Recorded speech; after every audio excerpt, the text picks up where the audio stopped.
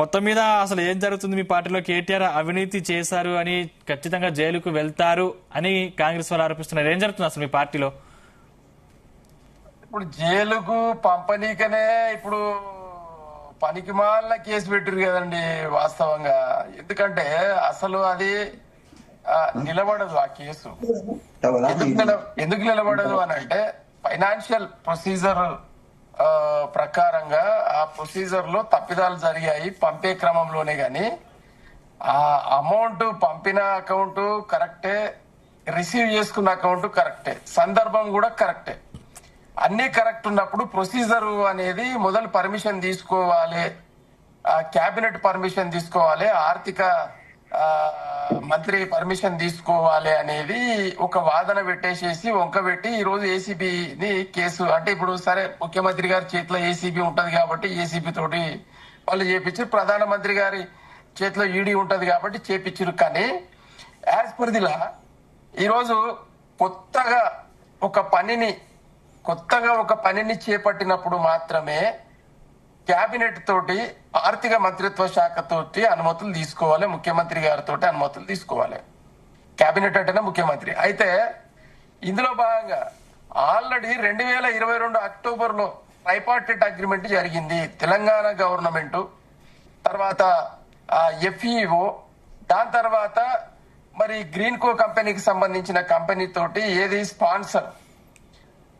అయితే మరి ఈ ముగ్గురు మధ్యన ట్రైపార్టైట్ అగ్రిమెంట్ జరిగిన తర్వాత మొదటి దఫా 4 రేసులలో మొదటి రేసు 2023 ఫిబ్రవరి 10 జరిగిందండి. మరి దాని తర్వాత జరిగింది బాగానే ఉన్నది. రెండవ రేసు ఏదైతే ఉన్నదో 2024 ఫిబ్రవరిలో 11, 10 జరగాల్సిన అవసరం ఉంది.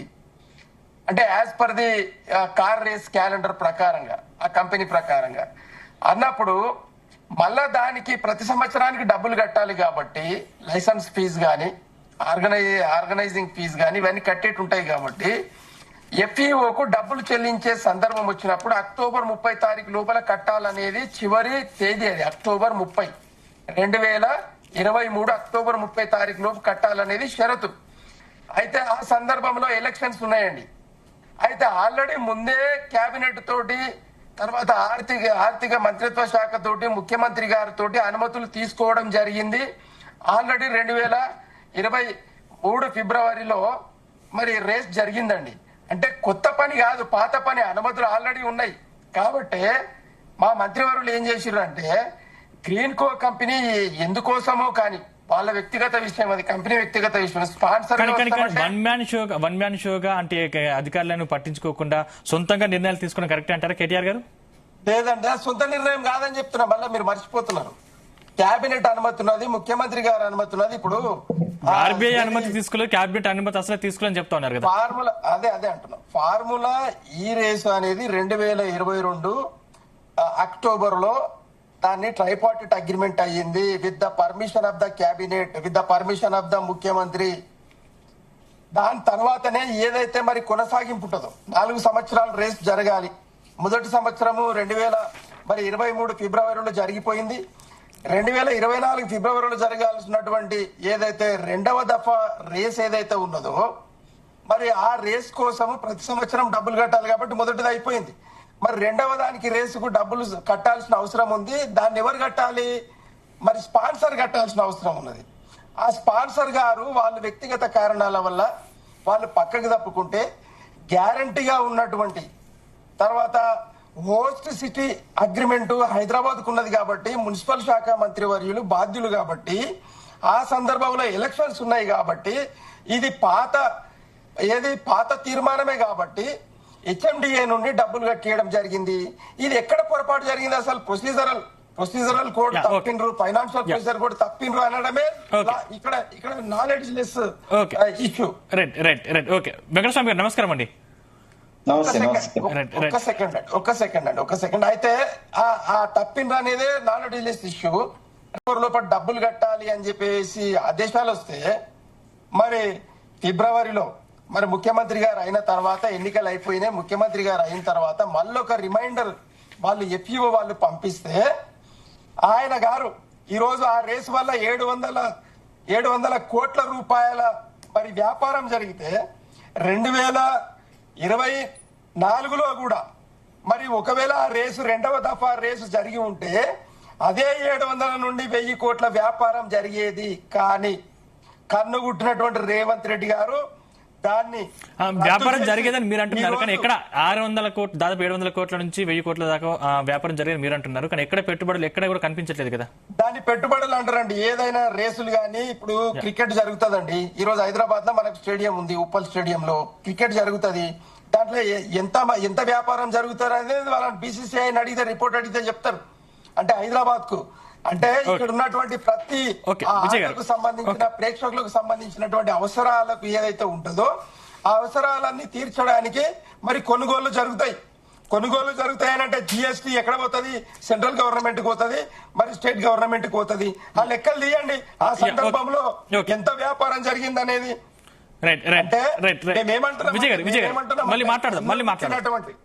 కన్నుగుట్టినటువంటి రేవంత్ రెడ్డి గారు అసలు కేసు ఏసీబీ ఎవరి మీద పెట్టాలని నిజమైన ఏసీబీ అయితే హైదరాబాద్ బ్రాండ్ ఇమేజ్ ను దెబ్బతీసినటువంటి, తెలంగాణ ప్రజల ఆత్మ గౌరవాన్ని దెబ్బతీసినటువంటి మరి ముఖ్యమంత్రి గారి మీద కేసు పెట్టాలండి.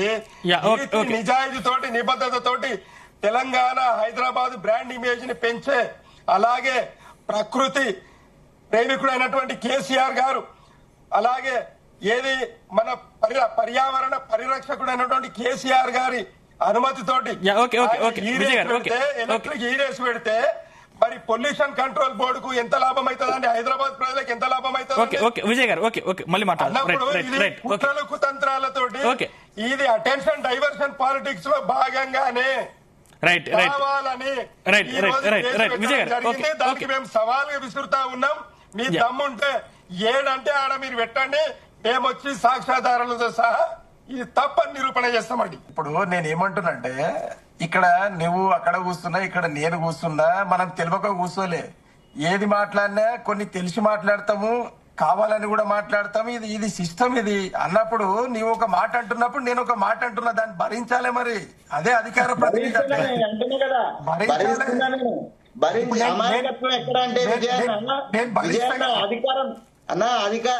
అధికారం వాళ్ళు చెలాయిస్తుంటే నువ్వు నేను పక్కన పోయింది అమాయకత్వం. అది అమాయకత్వం.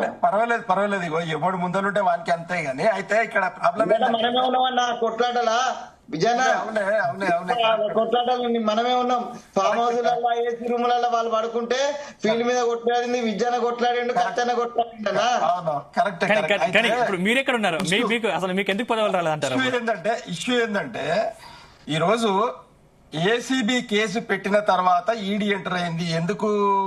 ఎందుకైంది? మనీ లాండరింగ్ కేసు దీంట్లో ఏమన్నా ఉందా అనే ఉద్దేశంతో ఎంటర్ అయిన విషయం ఉంది. కాబట్టి ఏసీబీ కేసు ముందు అయిన తర్వాత ఈడీ కేసు అయిందని నేను చెప్పబోతున్నా. నేను అది సరే, అది ముఖ్యమంత్రి గారి ఆదేశానుసారం జరుగుతుందా, ప్రధానమంత్రి గారి ఆదేశానుసారం జరుగుతుందా అని అంటే ఈ ఇద్దరి పర్మిషన్ లేనిది భారతదేశంలో గాని రాష్ట్రంలో గాని చీమైన ఇట్లా కదలదండి. ప్రకృతి పక్కకు పెట్టేసాయి.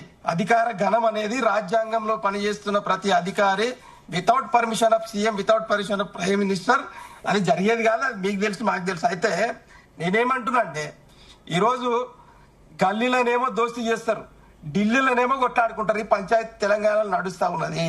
అయితే మరి మేము దోస్తీ చేసినట్టు కాంగ్రెస్ తో గాని, ఇప్పుడు భారతీయ జనతా పార్టీ మా మీద ఆరోపణ చేస్తుంది, కాంగ్రెస్ వాళ్ళు బీఆర్ఎస్ వాళ్ళు ఒకటని.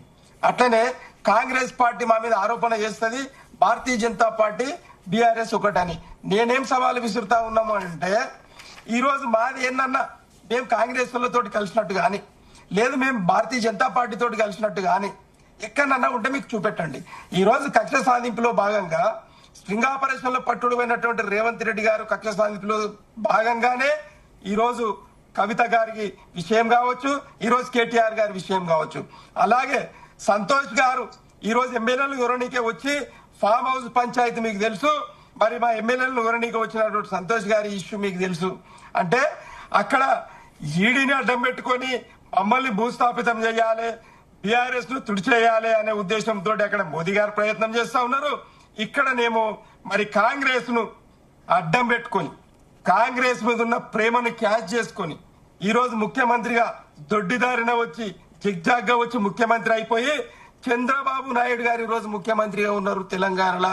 తెలంగాణలో ఇప్పుడు కూడా ఆంధ్ర పరిపాలన జరుగుతా ఉన్నది. ఈరోజు భారతీయ జనతా పార్టీ పరిపాలన జరుగుతా ఉన్నది. కాంగ్రెస్ పరిపాలన జరుగుతలేదు. ఈరోజు అదాని ఇష్యూ మీరు తీసుకోండి. ఈరోజు రేవంత్ రెడ్డి గారి విజంకులకు ఉన్నటువంటి కంపెనీలు, బిడ్డనిచ్చిన వాళ్ళ ఉన్నటువంటి కంపెనీలు ఏవైతే ఉన్నాయో ఆ కంపెనీలలో వీళ్ళు లాస్ అయిపోతే ఆ లాసును మరి పూర్తి చేయడానికి అదాని గారితోటి చేతులు కలిపినటువంటి ముఖ్యమంత్రి గారు ఇది విజంకుడి పంచాయతీ, బాబుబామరుదుల పంచాయతీ నడుస్తా ఉన్నది. కాబట్టే మేమేమంటున్నామంటే ఈరోజు నిజంగానే గల్లీలో మీరు దోస్తీ చేస్తూ మీరు ఢిల్లీలో కొట్లాడుతూ ఉన్నారు. ఈ తెలంగాణ ప్రజలకు శరాఘాతంగా మారింది. ఈ రోజు ఇచ్చిన హామీలను మీరు సరిగ్గా కనీసం సగమన్నా ఇవ్వకుండా ఈ రోజు సంక్రాంతికి ఇస్తామన్నారు, ఇచ్చినారండి. సంక్రాంతికి రైతు భరోసా ఇస్తామంటారు, ఇస్తారా? 15,000 దగ్గర ఎన్ని వేలు ఇచ్చిర్రు? 6,000 రూపాయలు. 6,000 రూపాయలు ఇస్తే రైతు బీమా ఎటు పోయింది? పంట బీమా ఎటు పోయింది? అలాగే పంటల కొనుగోళ్లలో 500 రూపాయలు బోనస్ ఇస్తామంటారు, ఎటు పోయింది? బంగారం ఇస్తామంటారు, ఎటు పోయింది? అంటే మేము ఇచ్చిన హామీలను మీరు నెరవేర్చండి అయ్యా అని చెప్పి మేము ప్రజల పక్షాన మాట్లాడితే మరి మా మీద ఇలాంటి కక్షపూరితమైనటువంటి ప్రతీకార పాలన మీరు చేస్తా ఉన్నారు కానీ